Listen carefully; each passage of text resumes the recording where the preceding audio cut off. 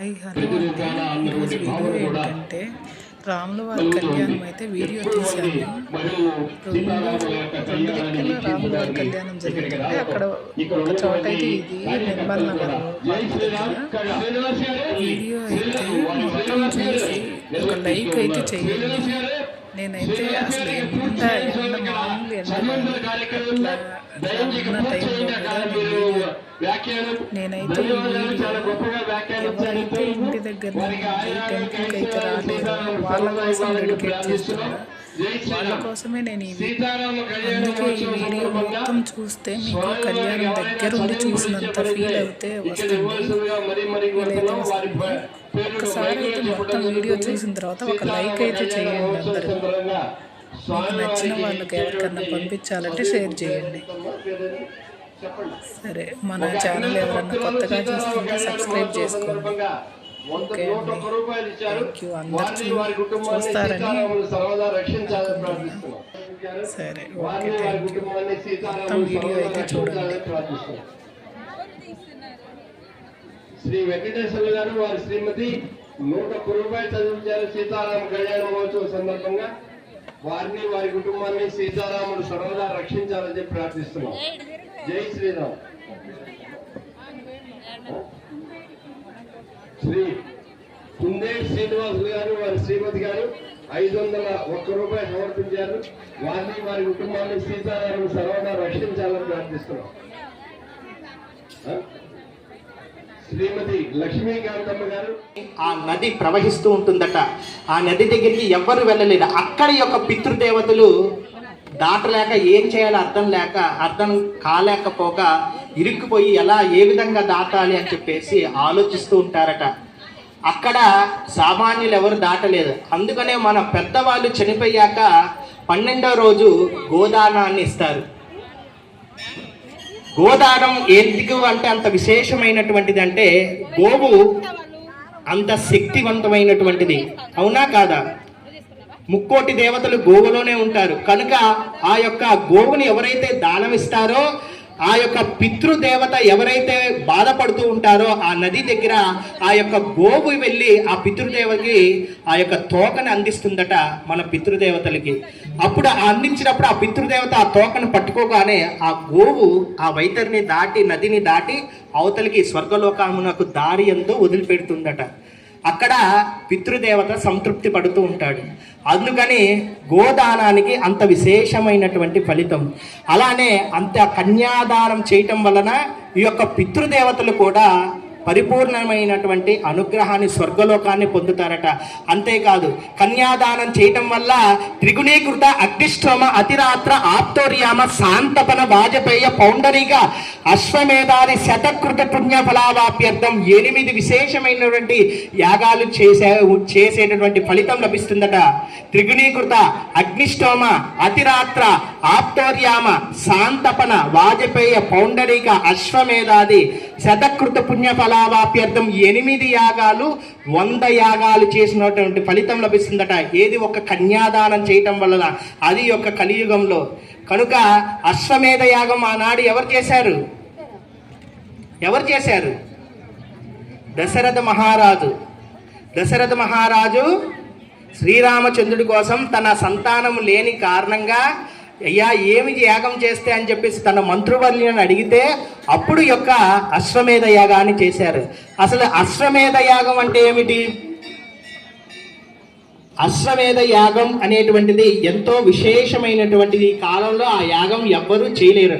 ఆనాడు చక్రవర్తులు మాత్రమే చేశారు. రాజులు పరిపాలించేటప్పుడు రాజులు వేరే యొక్క రాజ్యాన్ని వాళ్ళు వశపరచడం కోసం తన యొక్క కళ్ళ ముందరటువంటి చూసేటువంటి కనుసైగలో ఎంత దూరం అయితే కనిపిస్తుందో అంతకు మించి భూమిని అంతా పరిపాలించాలి అని చెప్పేసి ఈ యొక్క అశ్వమేధ యాగాన్ని చేయటం జరుగుతుంది. అంతేకాదు, సంతానం లేని వారికి, అలానే సంపదలు లేని వారికి పుత్రకామేష్టి యాగం, ఆ యొక్క పుత్రకామేష్టి అనుగ్రహాన్ని పొందాలంటే ఈ యొక్క అశ్వమేధ యాగం చేస్తే గొప్పది.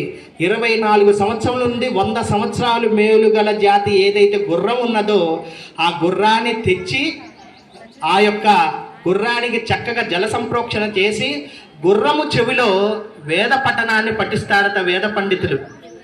వాళ్ళ పిమ్మట ఆ గుర్రాన్ని ఈశాన్య దిక్కున వదిలిపెడతారట. ఆ గుర్రాన్ని ఎప్పుడైతే వదిలిపెడతారో ఆ గుర్రాన్ని ఎవరైతే మధ్యలో ఆపాలని చూస్తారో రాజుగారి యొక్క సైన్యం ఒక కుక్కని సంహరించి ఎవరైనా ఈ యొక్క గుర్రాన్ని ఆపారంటే ఆ కుక్క చావు చస్తారని చెప్పేసి ఆ కుక్క చావుని ఉదాహరణగా చూపిస్తారట. ఆ గుర్రం వెనకాల రాజుగారి సైన్యం వెళుతూ ఉంటుంది. కొంతమంది చక్రవర్తులు 6 మాసాలు అంటే 6 నెలల పాటు ఆ గుర్రం ఎంతవరకైతే దూరం వెళ్తుందో అంత దూరం, అలానే సంవత్సరం పాటు కొంతమంది ఎంత దూరం అయితే వెళ్తుందో ఆ గుర్రం సూర్య గమనముతో పాటు పోలుస్తారట. ఆ గుర్రం వెనకాల రాజుగారి సైన్యం, అలానే రాజు యొక్క వంశస్థులు కూడా ఆ గుర్రాన్ని పంపిస్తారట. ఈ యొక్క 360 రోజులు ఆ గుర్రంతో పాటు కూడా రాజుగారి తరపున సైన్యము ఉంటారు, అలానే వాళ్ళ యొక్క వంశస్థులు ఉంటారు. అప్పటి నుంచి ఎప్పుడైతే ఈ యొక్క అశ్వమేధాన్ని యాగం ముందు ప్రధానంగా ఆ గుర్రాన్ని ఎప్పుడైతే ఈశాన్య దిక్కులో వదిలిపెడతారో ఈ యొక్క రాజ్యంలో యజ్ఞ యాగాది క్రతువులు మొదలవుతాయి. మళ్ళీ తిరిగి ఆ గుర్రం ఎక్కడి దాకా వెళ్ళి వస్తుందో అప్పటిదాకా ఈ యొక్క 360 రోజులు 65 రోజులు యజ్ఞ యాగాది క్రతువులు ఉపవాసాలతో ఆ యొక్క భక్తి శ్రద్ధతో యజ్ఞ యాగాది క్రతువులు చేస్తూనే ఉంటారట. మళ్ళీ గుర్రం వచ్చాక మళ్ళీ అవభృత స్నానం మళ్ళీ దాన్ని చేసి చక్కగా ఆ రాజుగారి యొక్క భార్య ఎవరైతే ఉన్నారో చక్కగా అశ్వానికి బంగారు కిరీటాన్ని, కంఠాభరణాన్ని, తోకకి ఆభరణాన్ని, బంగారాన్ని సమర్పించి గుర్రాన్ని నిమురుతూ, అయ్యో నువ్వు ఈ యొక్క గుర్రాన్ని ఎందుకు ఈ అశ్వమేధ యాగానికి ఉపయోగించారు అంటే వీరత్వం, గుర్రానికి వీరత్వం ఉంటుందట.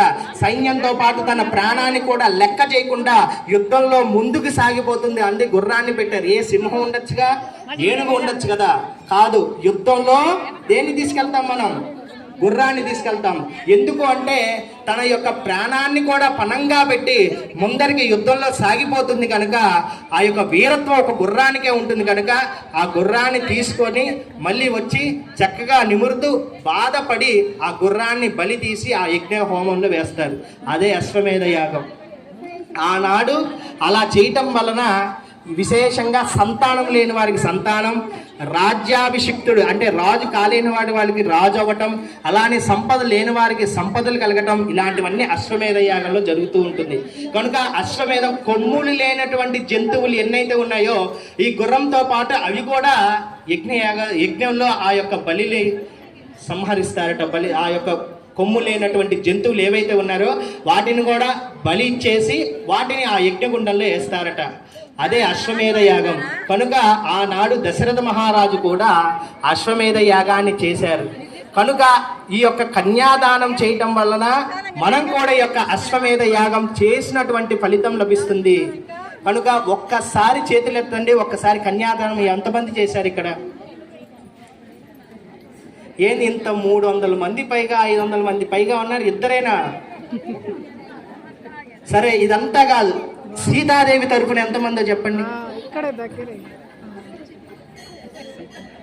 సీతాదేవి తరఫున ఏంది ఎత్తాల వద్దా అని? రావణ వారి వైపు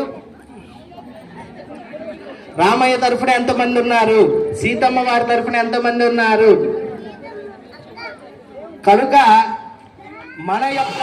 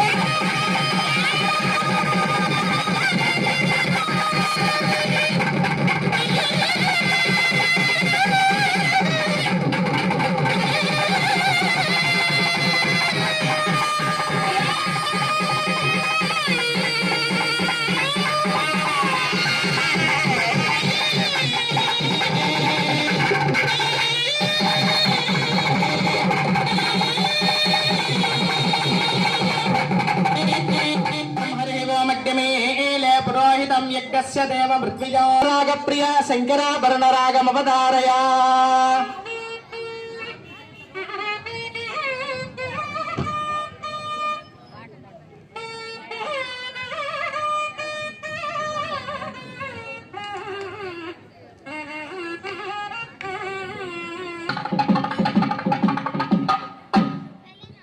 ఓం హరి ఓం గరుడ గద్య ప్రియ గరుడ గద్యమవధారయ కపిలాక్షం గరుత్మంతం సువర్ణ సదృశ ప్రభం.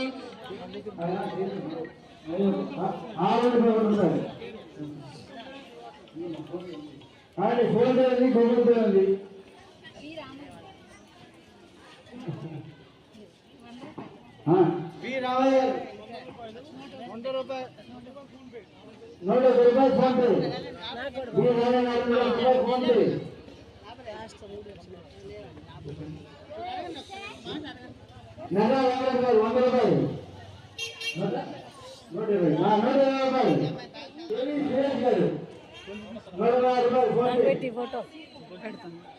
Phone pay. ఐపాంలో వచ్చాను నిన్న.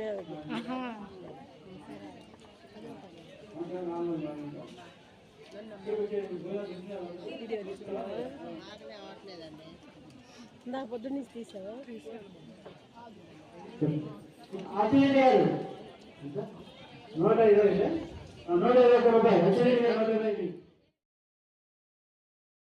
ఆన్ చేశానే జై శ్రీరామ్. అంకుల్ వీడియో తీసారా మేడం?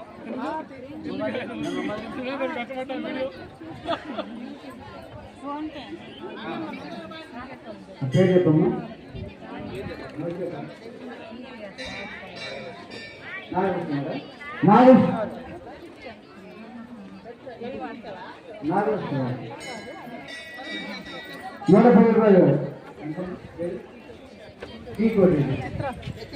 శ్రీకోటెడ్డి గారు ₹120. శ్రీకోటెడ్డి గారు 120. బాలయ్య గోపాలరెడ్డి 120. పశువులేని శ్రీకామరాజు 100.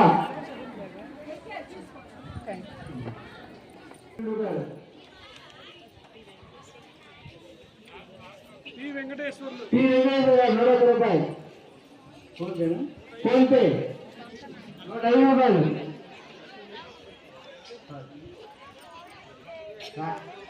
₹105.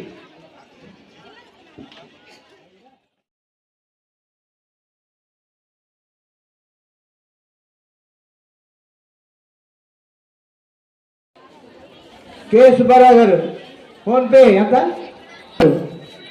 5 phone pay.